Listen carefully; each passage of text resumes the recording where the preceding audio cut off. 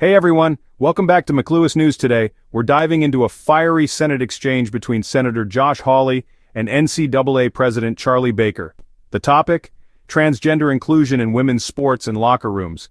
It's a hot-button issue, and the conversation was nothing short of explosive. Stick with me as I dive into this explosive video. Before we jump in, hit that subscribe button and turn on notifications. Let's get started. First up, Senator Hawley questioned why the NCAA allows biological men to compete in women's sports. The NCAA president, Charlie Baker, pointed to federal law, specifically Title IX. Hawley made it clear that no federal law, including Title IX, mandates this policy. Thanks, Senator Schiff. Senator Hawley.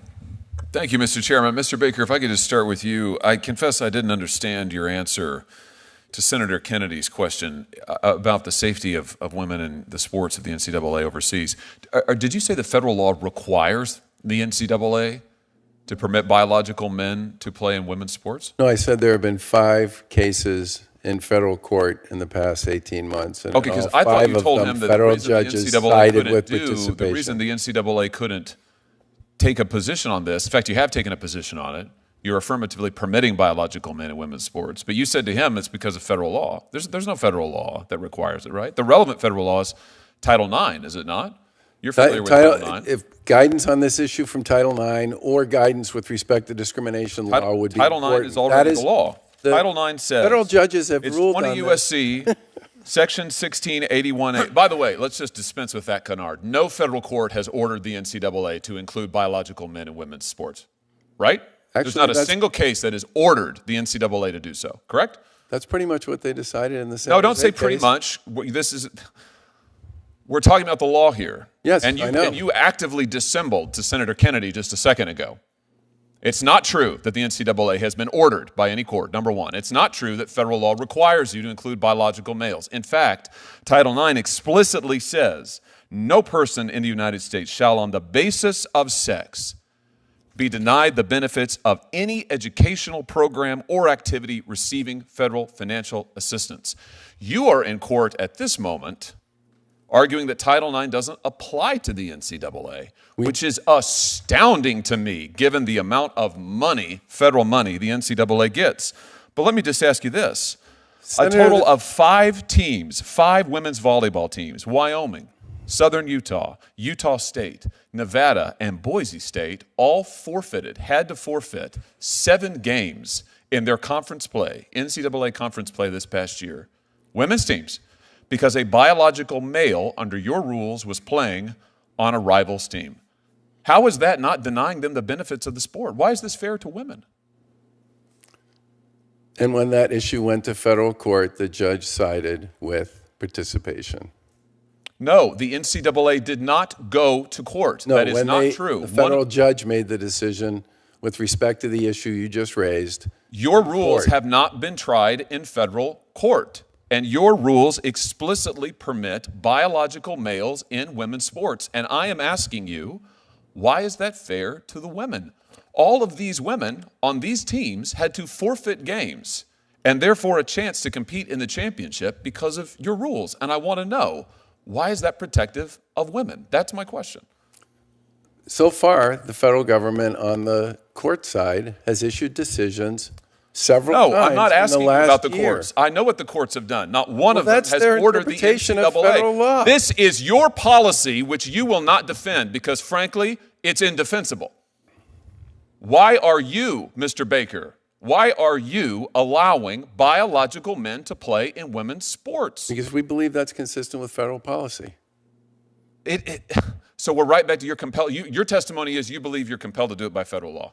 You would change it otherwise? We believe our policy. I said in my opening comments to Senator Kennedy, the clarity on this issue at the federal level would be very helpful. Oh, that is such a cop-out. In other words, somebody else please do it for us. Keep sending us the money. We'll go to court and argue that Title IX doesn't even apply to us. We do not take a dime in federal money, not a dime. Is that why you're arguing Title IX doesn't apply to you? No, yes, part of it, yes. You honestly think you shouldn't be subject to Title IX? We don't believe we currently are. Federal court has amazing. Federal court has affirmed that on a Absolutely number of amazing. circumstances. You have a pending lawsuit right now from female athletes who are suing you because you allow biological men not only in their sports but also in their locker rooms. Why do you do that, by the way? Why do your guidelines allow biological men into women's locker rooms without the women's consent? Without the women's foreknowledge? Why do you do that? That's not what our guidelines say. They do say that. I've got them right here. Your guidelines say that transgender student athletes should be able to use the locker room, shower, and toilet facilities in accordance with their gender identity. And here that they are, right here. And then everybody else should have an opportunity to use other facilities if they wish to do so. Okay, so the burden's on the women. So if the women then want to move to a different facility, in other words, if they want to abandon their own locker room, you're saying that they should have to do that? So in other words, it's their problem? No, we put a significant amount of emphasis on what the locals' plans are, and we make sure that everybody. What does that mean, the locals' plans? Whoever it is that's hosting the event. You have guidelines that instruct them what the best practices are, and your guidelines say that biological men can go in and use the women's locker rooms if they want to. What the women want has nothing to do with it. They're not mentioned in here at all, correct? Correct. It's right here. You just reaffirmed them in May of this year. I've got them. I'm reading them. I've got them off your website. I believe our guidelines give people optionality with respect to how they choose to use their facilities. And many, what does that even mean? Optionality. What it says is transgender student athletes will be able to use the locker room, shower, and toilet in accordance with their gender identity. That means men will be able to use the women's locker rooms. And as Riley Gaines and others have testified before this committee, that means if a man, a biological man, wants to use their locker room, they just have to accept it. Or else the women have to go somewhere else. They've got to go find an alternative. Why is that fair? We told the local folks who've hosted our tournaments they need to create accommodations for the people who are playing. You know, so it's the feds on the one hand, it's the locals on the other hand. The only person who doesn't seem to bear any responsibility in this is you and the NCAA, who are the governing body.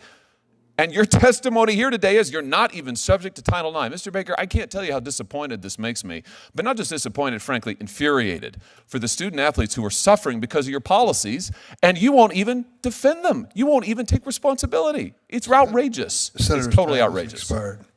Senator Welch. Thank you. His message was clear. The NCAA needs to step up, take responsibility, and stop passing the buck. This isn't just about sports. This is about fairness, accountability, and the future of women's athletics. If you think this conversation is as important as I do, hit the like button, share this video, and let's keep this dialogue going. Alright, that's the breakdown of this heated exchange between Josh Hawley and Charlie Baker. The stakes couldn't be higher for female athletes across the country. Now I want to hear from you. What's your take on this debate? Do you think the NCAA's policies need to change? Let me know in the comments. And hey, if you haven't already, smash that subscribe button for more in-depth breakdowns like this one. Thanks for watching, and I'll see you in the next video.